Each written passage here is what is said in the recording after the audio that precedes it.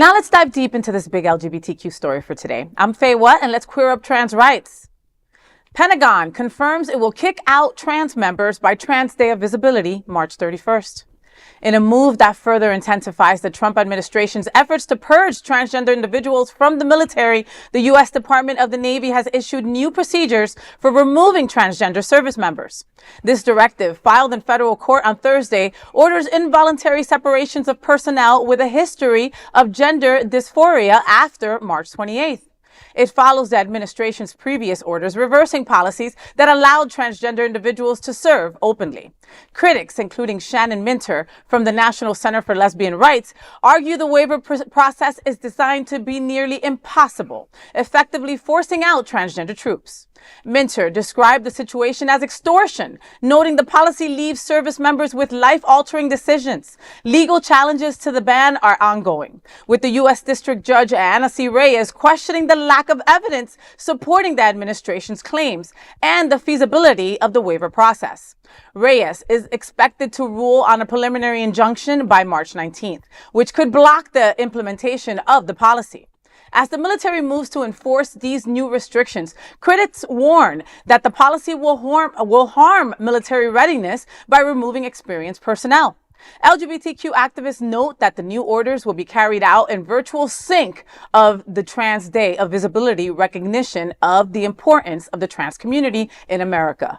You know, these people, they know so much about us and they know nothing about us all at the same time, right? Because they always try to do things around our celebrations. They always try to make it a point to sign certain bills or all kinds of stuff on the first day of Pride Month, right? They know exactly what TDOV is, right? And they want to make it a point to just eradicate us, to eliminate us. You know, I feel for the service folks who are there fighting for this country that doesn't love them.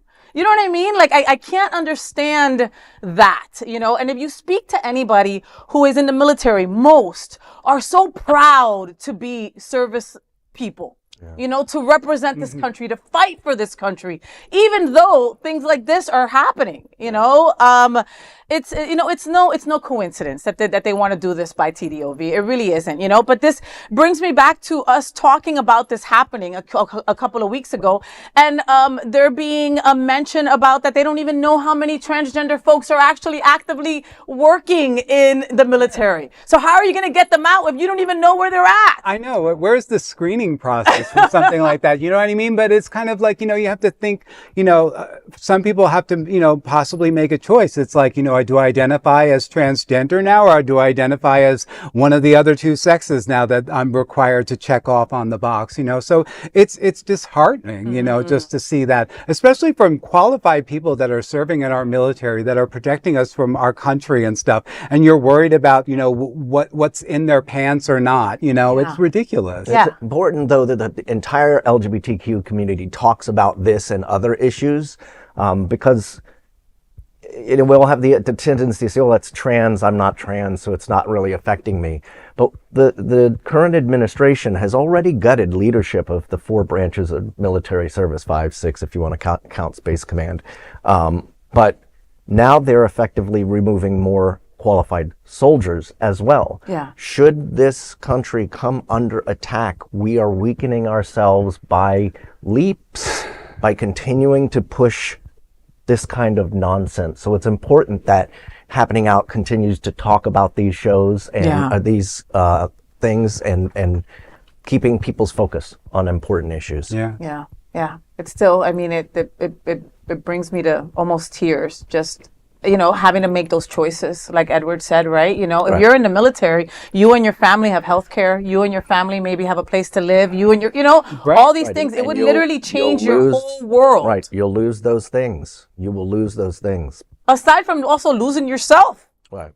You know, because nobody wants to be dead named. Nobody wants to be dead gendered.